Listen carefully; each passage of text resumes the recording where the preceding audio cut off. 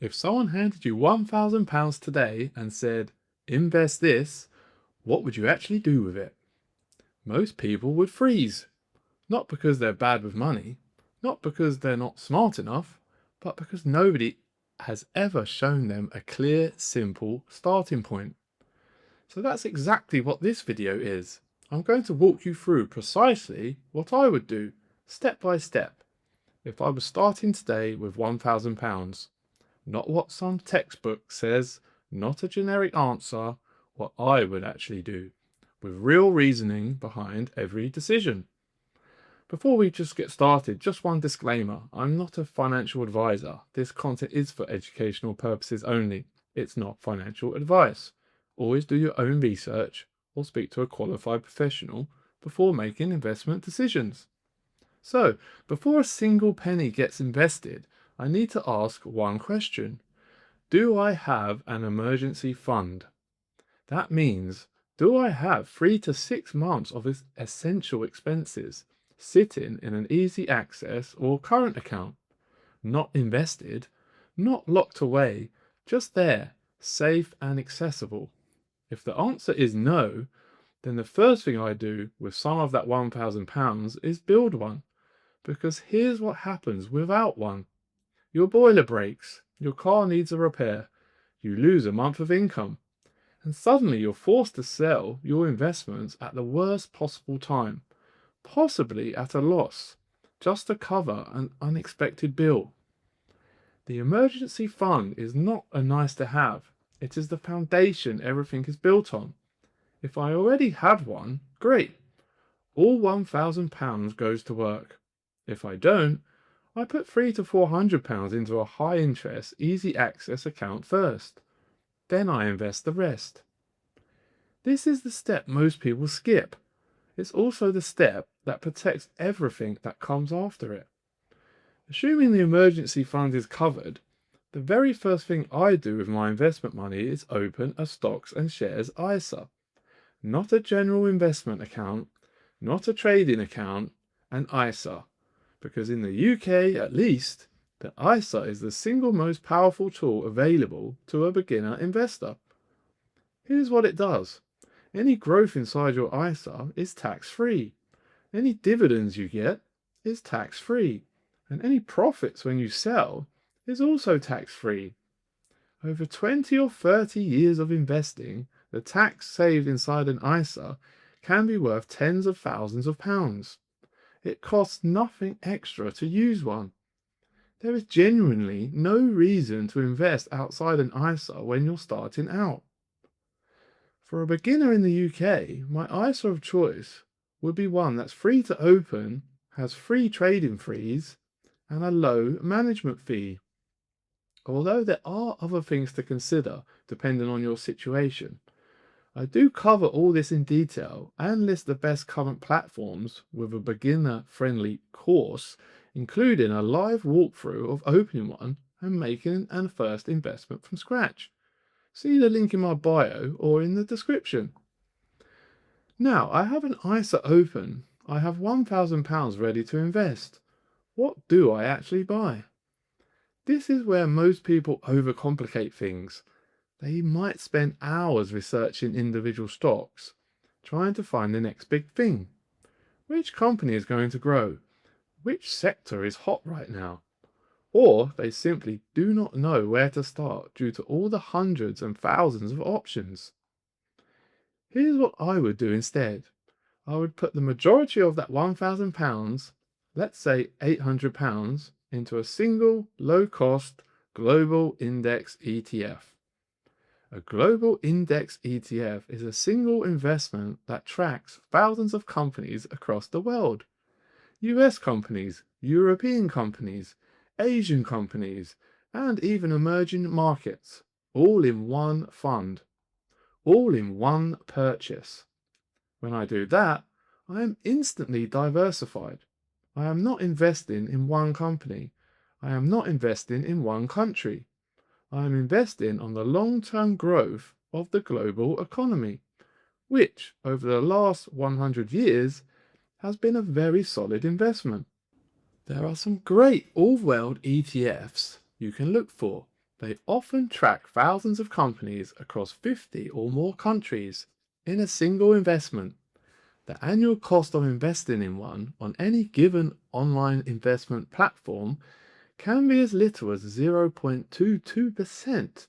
That's about £2.20 for every £1,000 invested per year. If you are unfamiliar with how the annual cost is applied, or even what an ETF is, i.e., an exchange traded fund, don't worry, I cover this in detail in my other videos. Again, check the link in the description. But basically, ETFs are simple, diversified, and largely low cost. Most of them have proven track records of successful growth. That is the point of them existing. But some are riskier than others.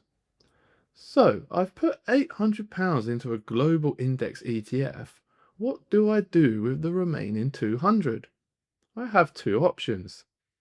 And which one I choose depends on where I am mentally with investing. Option 1, I keep it simple.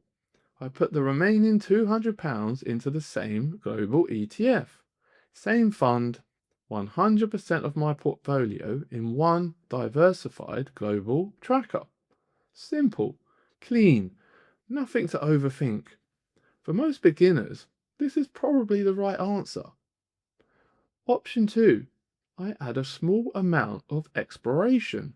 I put £150 into the global ETF as described, and I take the remaining £50 and I buy one or two individual company shares. Not because I think I can beat the market, not because I've done deep research, but because having a small stake in a real company, something I recognize, makes investing feel real and tangible in a way that an abstract fund sometimes doesn't. It keeps you engaged. It helps you learn.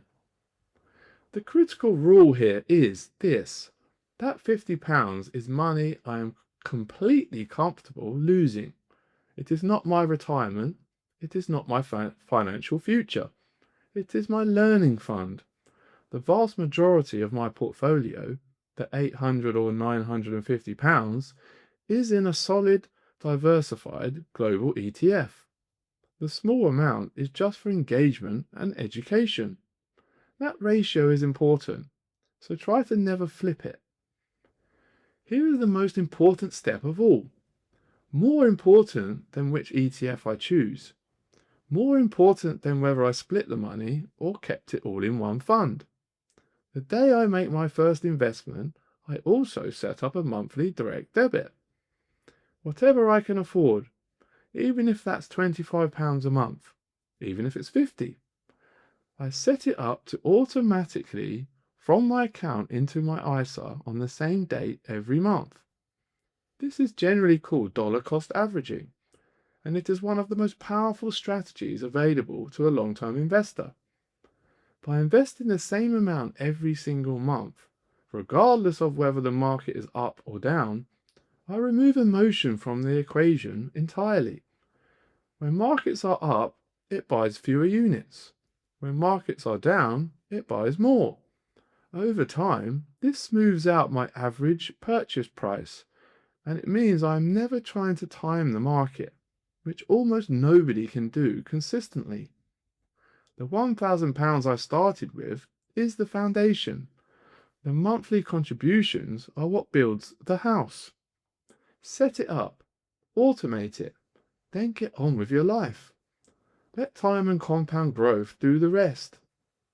Last step, and it is genuinely the hardest one for most people.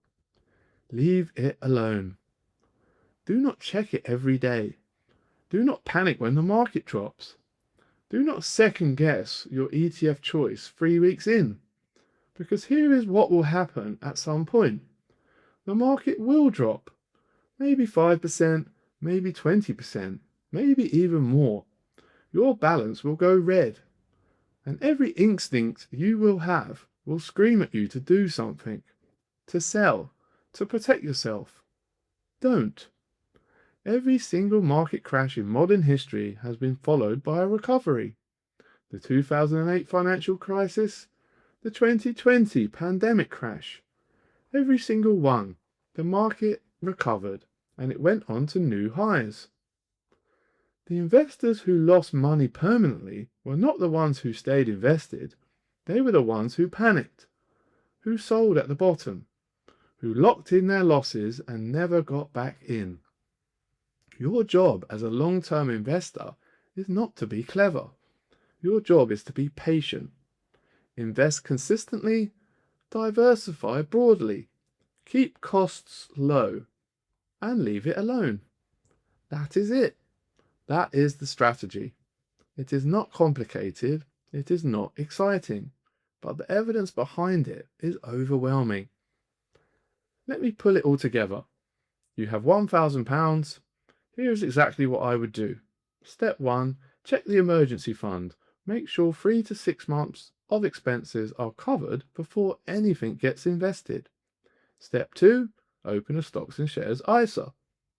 Step 3, put £800 into a low-cost global index ETF.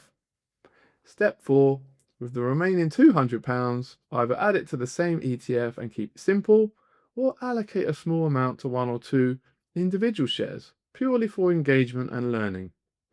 Step 5, set up a monthly automated contribution, whatever you can afford. Consistency beats everything else. Step 6, leave it alone. Check in quarterly at most. Let time do the work. That is not a complicated strategy. It is not a glamorous strategy, but it is the strategy backed by decades of evidence. And it is what I would actually do. If you want to go deeper on any of this, the full step-by-step guide is inside my beginner investing video guide on the website nutsandboltsinvesting.com. It covers everything from how to choose the right platform to a live walkthrough of opening an ISA and making your first investment from scratch, to how to set up your monthly automated contribution so your money works on autopilot. Simple, clear, built for complete beginners. Link is in the description.